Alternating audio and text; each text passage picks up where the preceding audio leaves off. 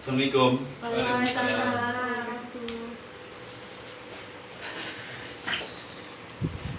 Selamat pagi anak-anak. Pagi Pak. Bagaimana kabarnya? Alhamdulillah Fine. baik. Baiklah, untuk tidak memperpanjang lagi, maka saya buka. Assalamualaikum warahmatullahi wabarakatuh. Waalaikumsalam warahmatullahi wabarakatuh. Kita mulai pelajaran kita akan mengecek absen terlebih dahulu. Ada yang tidak hadir? Ada Pak, Siapa?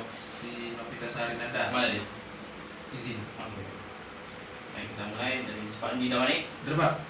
Fitra Madani, Ini Pak. Endroin Hibai Yuni. Saya Pak. Materi hari ini kita masuki materi tentang koperasi. Bapak harap anak-anak bisa memahaminya dengan baik dan bisa mengikutinya dengan serius. Baik Pak. Oke, kalau begitu akan saya buka slide-nya di sini. Oh, tapi sebelumnya tolonglah ketua kelas hapus dulu papan tulisnya. Dan nampak pula materi kita ini kan. Ayo cepat.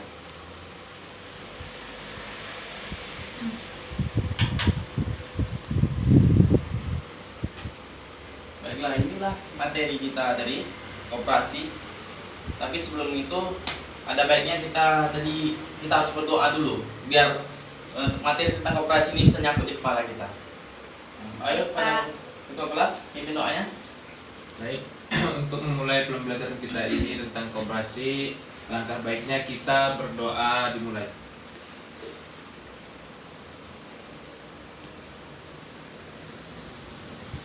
Berdoa selesai.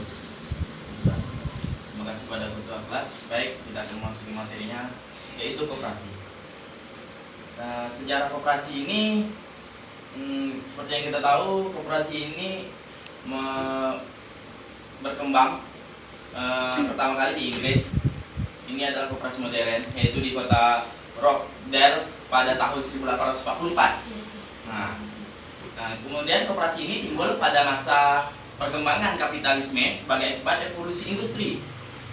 Pada awalnya koperasi Rochdale ini berdiri dengan usaha penyediaan barang-barang konsumsi yang gunanya ini untuk keperluan sehari-hari.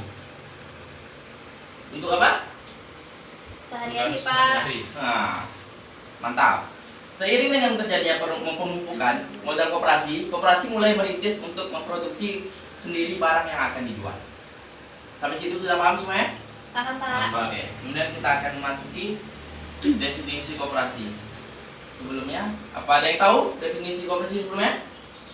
Apa ya? Saya Pak. Nah, apa itu? Koperasi yaitu untuk mensejahterakan anggota khususnya dan masyarakat pada umumnya. Cakep, mantap sekali pada Supandi. Nanti akan saya beri nilai A. Oke. Di sini kita lihat pengertian definisi koperasi di PowerPoint untuk lebih jelasnya.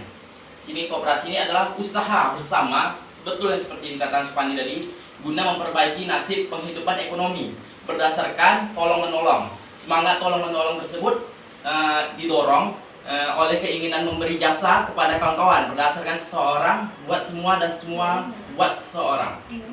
Ngerti? Nah, baik, kita lanjutkan ke materi selanjutnya, yaitu landasan dan azas koperasi.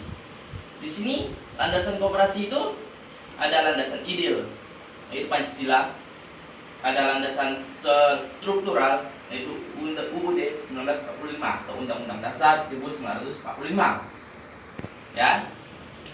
Nah, kemudian azas koperasi ini ada azas kekeluargaan.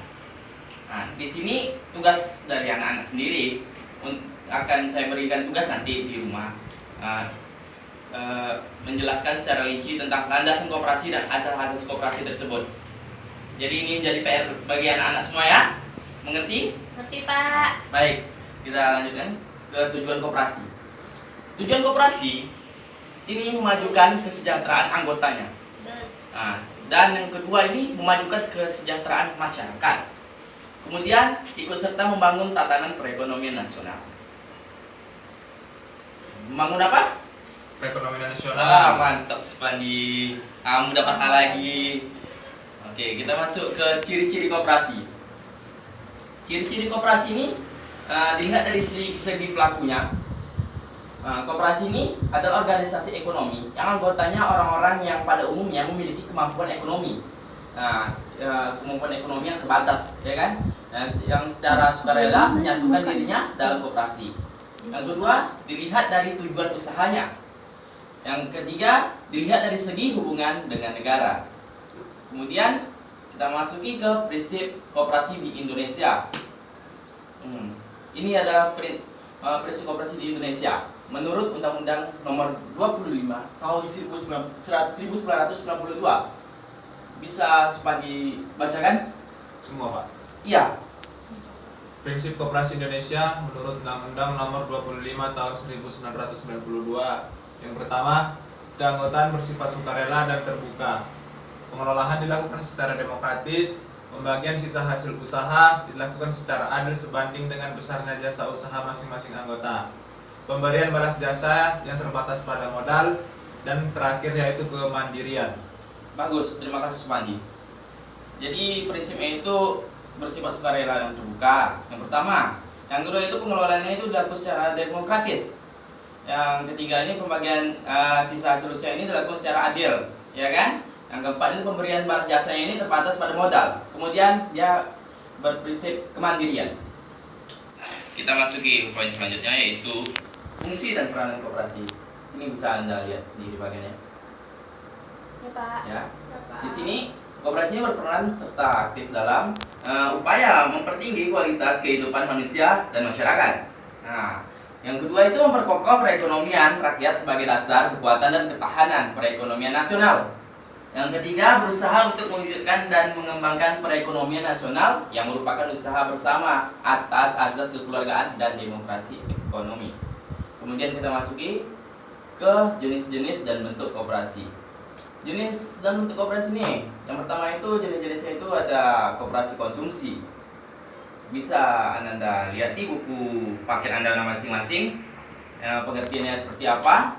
Jika ada yang kurang mengerti nanti bisa ditanyakan kepada Bapak. Nah, kemudian ada koperasi kredit atau koperasi simpan pinjam.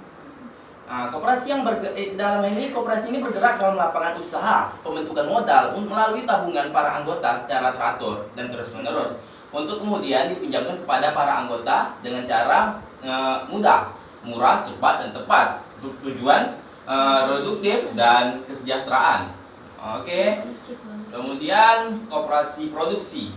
Koperasi produksi ini pun terdiri dari dua macam koperasi produksi. Yang pertama itu ada kop produksi kaum buruh.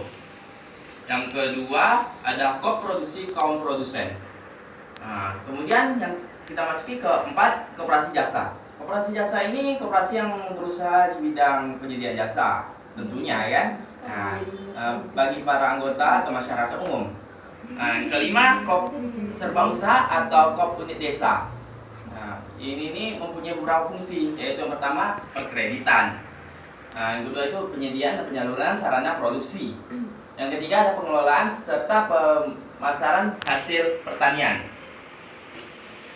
Oke, mungkin sampai situ saja materi tentang koperasi yang dapat Bapak jelaskan. Mungkin semoga bisa menambah wawasan anak-anak semua atas ilmu yang Bapak sampaikan.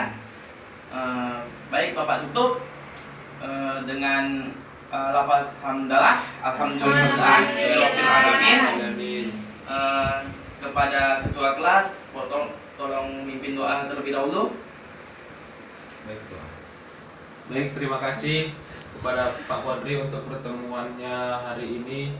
Semoga untuk materi koperasi dapat bermanfaat untuk kita dan lebih bermanfaat untuk saya sebagai ketua kelas. Saya akhiri, mari kita berdoa bersama-sama. Berdoa dimulai. Berdoa selesai. Terima kasih kepada Supandi sudah memimpin doa. Baik, Bapak tutup saya. Bapak mau mengajar di kelas lain. Assalamualaikum warahmatullahi wabarakatuh. Waalaikumsalam warahmatullahi wabarakatuh.